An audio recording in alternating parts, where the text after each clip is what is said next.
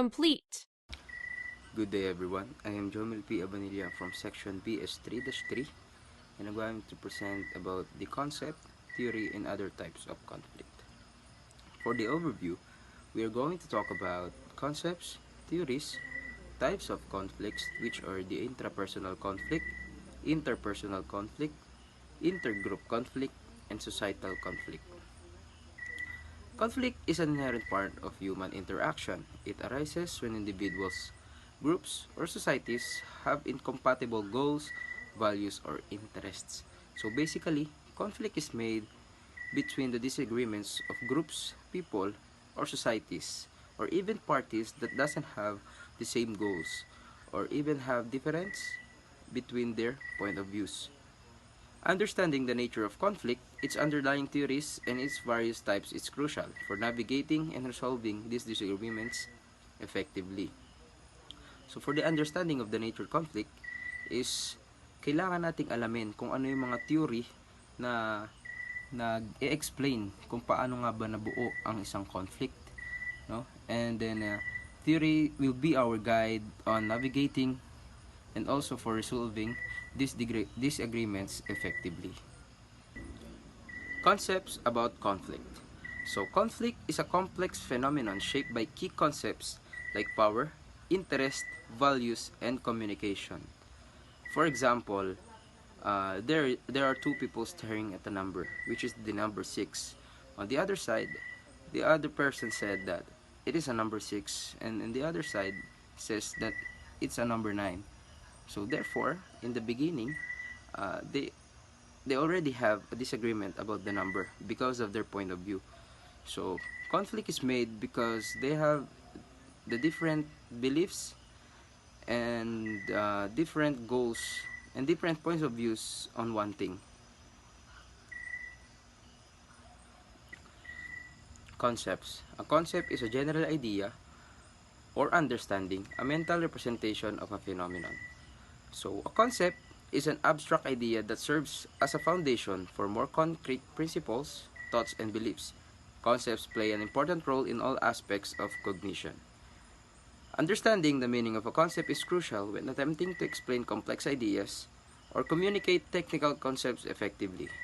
A concept can be defined as an abstract or general idea that is derived from specific instances or occurrences. The meaning of concept is something conceived in the mind, thought, or notion. Theories. A theory is a set of principles used to explain a phenomenon.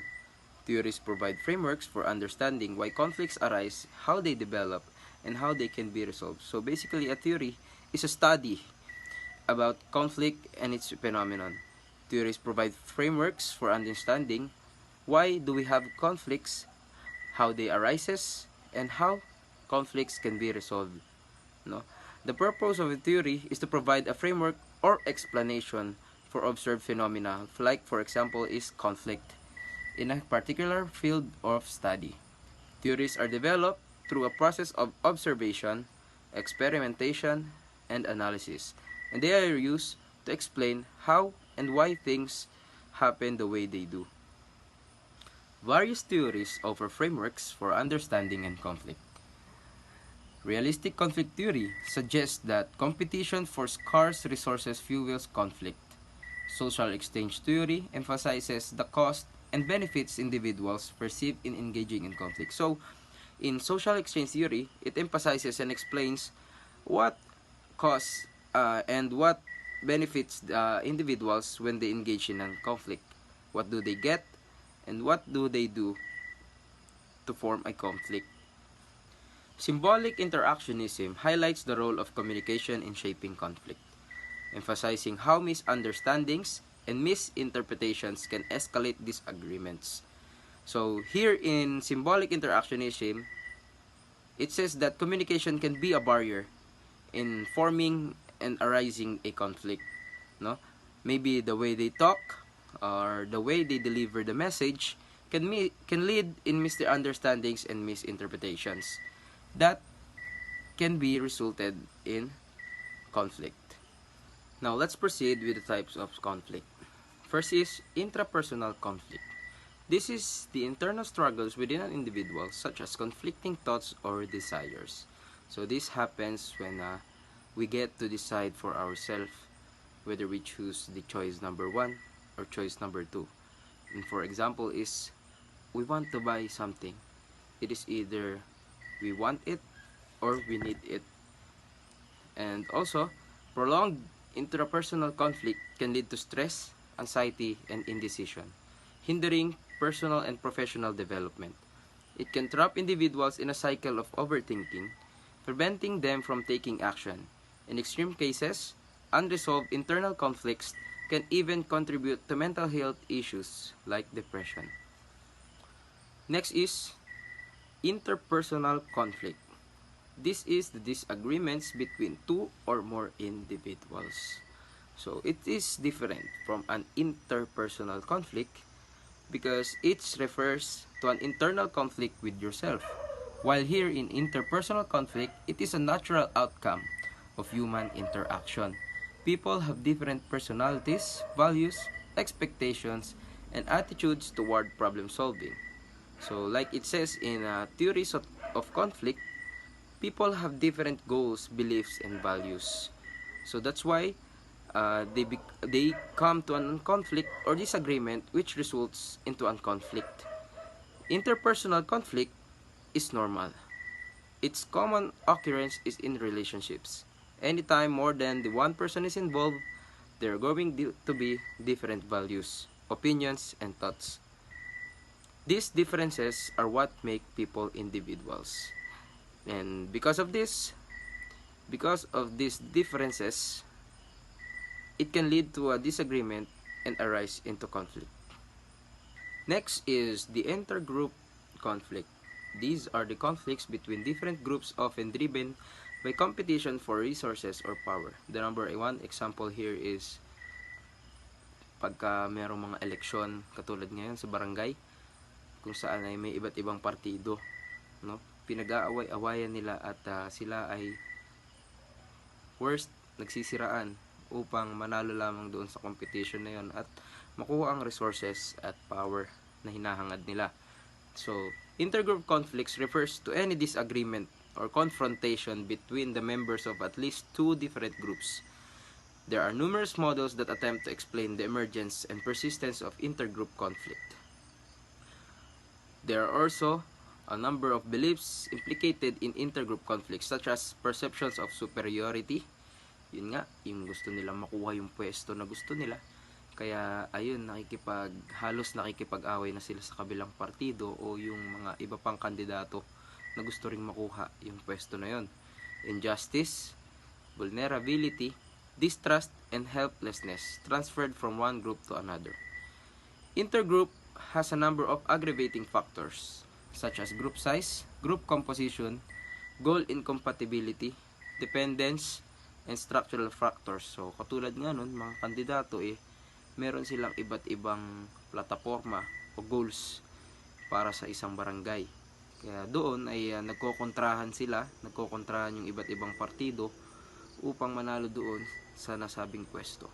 Kaya simula doon ay nagkakaroon sila ng conflict at nag-aaway-away. And worst of the worst ay may mga namamatay pang kandidato para lamang manalo yung isang partido, no? Naaapektuhan ng kanilang mga pamilya at yung kandidato mismo ay napapahamak para lamang may manalo. So, for last but not the least is the societal conflict.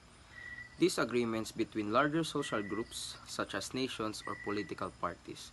So kung kanina is barangay lang ang pinag-uusapan natin, dito naman ay yung mga pangbuong pangbuong bansa or nation, which is mas malala yung nangyayari, mas malala yung nagiging siraan, mas malala yung nagiging away kasi mas malaking power o mas malakas na power at authority yung pinag-uusapan natin. And hindi lang ito sa loob ng isang bansa nangyayari at pwede rin itong magresulta ng isang giyera. Katulad na lamang nung gustong makuha ng China ang ating West Philippine Sea. Nag-i-engage sila sa atin, nag-aaray sila ng conflict para makuha yung West Philippine Sea. and then it could lead to war, worst of the worst, and it can happen in reality. So sa political parties naman, as I observed and based on research na rin, na it leads to a bigger conflict, lalo na pag election, because dito sila naglalabasan ng kanilang mga galit at nagsisiraan upang manalo lamang sa pwestong kanilang tinatakbuhan. So societal conflict is disagreements between two political parties. No? This is the conflict which can make a nation into a civil war. We are now done in different types of conflict. Now let's proceed to the theories of conflict. First is realistic conflict theory. This theory suggests that conflict arises from competition for scarce resources. When groups perceive that their interests are incompatible, they are more likely to engage in conflict. So here in realistic conflict theory, the groups perceive their interests as the most incompatible, no? Kaya nag-engage na sila, no? Nag-a-arise na sila ng conflict kasi yung kanilang punto or ang kanilang goal ay incompatible. Next is social exchange theory. This theory focuses on the costs and benefits associated with conflict. Individuals are more likely to engage in conflict when the perceived benefits outweigh the cost.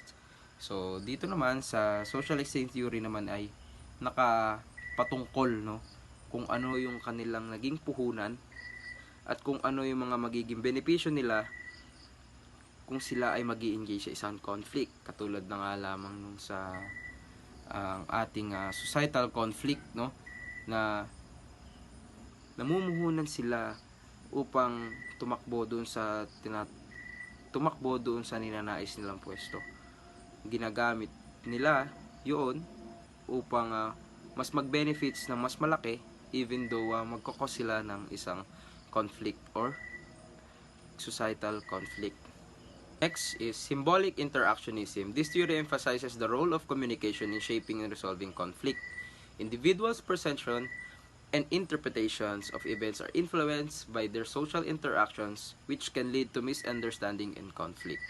No, dito naman sa symbolic interactionism ay ine-emphasize kung paano ba sila makipag-communicate sa ibang tao.